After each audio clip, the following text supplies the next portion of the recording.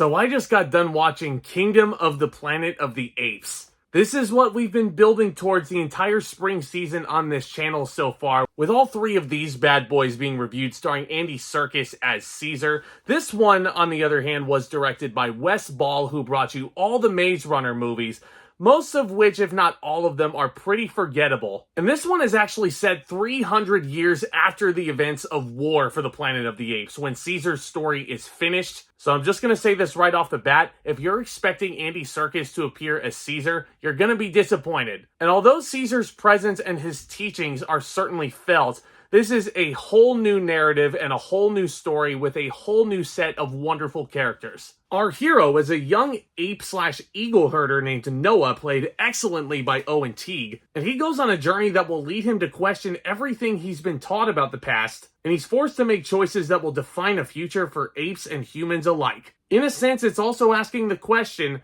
can apes and humans coexist like Caesar would have wanted? Now let me start off by saying this much. When I first found out that they were making Kingdom of the Planet of the Apes, I felt a little bit indifferent towards it. If you've been with me for long enough, you might remember that I was on an episode of Zack Talks Live, my good friend on this medium. I love that guy to pieces. But he brought that up on one of his streams, that it was announced by 20th Century Fox that this was in development and that Wes Ball was attached to direct. And I was thinking about it and I was like, whatever, it's another Apes movie. I think I said something along those lines. Milne may have to pull that clip out of his archives in order to get some accuracy. And I'm sure a lot of people felt indifferent towards this Apes series as a whole. And I'm pretty sure most of them, including myself, felt like that this series didn't really have a whole lot of gas left in the tank. Because the epic story has already been told. Caesar's story is complete. Where else could they go with this? You know, another time when people were actually skeptical of another Apes movie? Back in 2011, when Rise of the Planet of the Apes came out, and that turned out to be a gigantic surprise. Well, it seems like this is just going to be a Planet of the Apes tradition here, because Kingdom of the Planet of the Apes turned out to be one of my biggest surprises of the year so far. I adored this movie. Even though I called the Maze Runner movie adaptations pretty unremarkable, I really respected Wes Ball as a director for how he was able to capture that material. And also how he was able to present it with very real and authentic locations. And yes, even though there is a lot of motion capture work going on set, he wanted to make this movie feel as legitimate as possible, shooting on real location. And my god, this cinematography is breathtaking. This is a world that feels so abandoned, with so many buildings that have been rusted over, and they're completely desolate and just barren. There's nothing left. But yet the world within the kingdom just feels so freaking beautiful. There's something so quaint and peaceful about it. At least that's how it feels for about the first half of this movie, until Proximus Caesar comes into the picture. Proximus Caesar, that has to be one of the greatest names for a character in movie history. While I'm on the topic of the characters, might as well talk about them a little bit. I love Owen Teague as Noah. He is very naive, he is very open to learning, but he's also someone who has morals. He's someone who's on a path of revenge because his clan and his family was torn apart by the villains. I love this orangutan named Raka that he comes across, and he is one of the last surviving members of Caesar's Legion, and he was one of the last people who was really spreading the gospel, if you will. Because this is about 300 years after the death of Andy Serkis' Caesar, but Raka's presence is not only hilarious, I found myself laughing so much at a lot of his antics and his facial expressions, some of the dialogue that he has to how humans operate in this world. I couldn't help but chuckle at it. And that's probably one of the biggest praises that I can give Kingdom of the Planet of the Apes, because Andy Serkis' Caesar, even though he's not in the movie, his presence is absolutely felt. It's almost like it's an almighty presence. Caesar's teachings and what the apes learned from being under Caesar back in those days, it almost comes off as a biblical story in this world. And I think holding Caesar up to that pedestal in this age of the story, I think that's a brilliant idea. And I think this movie is filled with them. Because not only do you have Caesar as a Christ-like presence in this story, but with religious teachings there can come legions. There can come the people with the moral compass who believe everything that Caesar was teaching and they want to follow everything that Caesar said. And then there's almost the cult-like primal mentality where they almost take Caesar's teachings a little bit too literally. Apes are not allowed to kill each other, but any humans that are there, even though they're on the verge of extinction, here, yeah, their asses are going down. And that's where Proximus Caesar comes into the picture. Man, this guy is so larger than life. Kevin Durand comes off as such a charismatic pariah.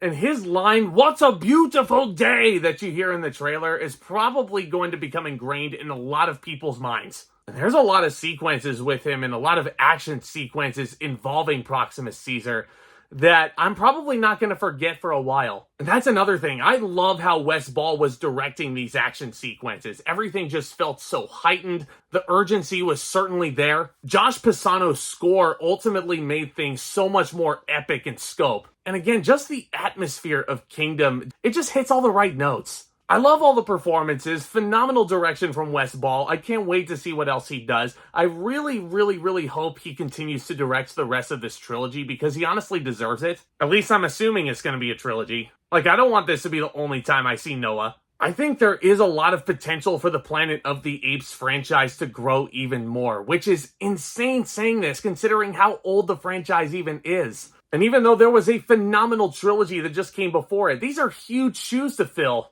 And yet you still get so much world building in Kingdom. And that may be the biggest universal praise that Kingdom will get, is the fact that it can continue to build upon this world that the apes have taken over. Honestly, if I were to think of any issues, this movie does have a very beefy runtime of 2 hours, 20 minutes and change. That can feel a bit long in the nail for some people, but I feel like it would be unfair to call Kingdom of the Planet of the Apes slow. Because even though the first act does take a little bit for the movie to find its footing, there isn't really a scene that feels unimportant, because I was consistently entertained and interested to see where the story was going to go next. But if you were to ask me to rank the newer Planet of the Apes movies with the Andy Serkis trilogy and now this one and this overarching story, I would honestly put this on the same level of Rise. Not as good as Dawn or War, and let me tell you why. Because even though thematically speaking, the material in this script is very strong, there's nothing that's ultimately thought-provoking about Kingdom's script. Because let me tell you, after I rewatched Dawn and after I rewatched War, you know, for that playlist I put out, you guys should totally check that out, by the way. But the messages of both Dawn and War, both excellently directed by Matt Reeves, those messages stuck with me for days. And Kingdom's messages, like, you've seen them before in other movies outside of this IP. So I feel like that's ultimately going to be what holds this movie back the most. There's nothing exactly earth-shattering about what this movie is trying to say. But besides that, guys,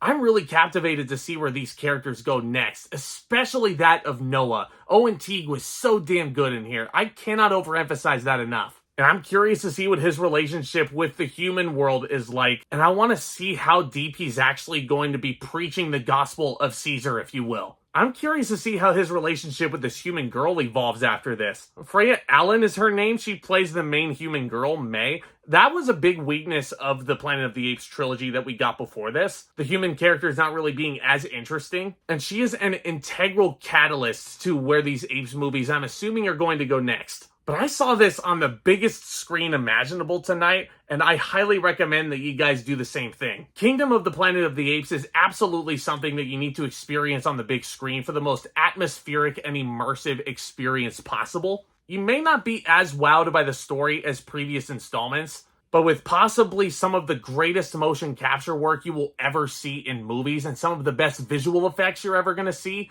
that's worth the price of admission alone. I'm going to give Kingdom of the Planet of the Apes an A-.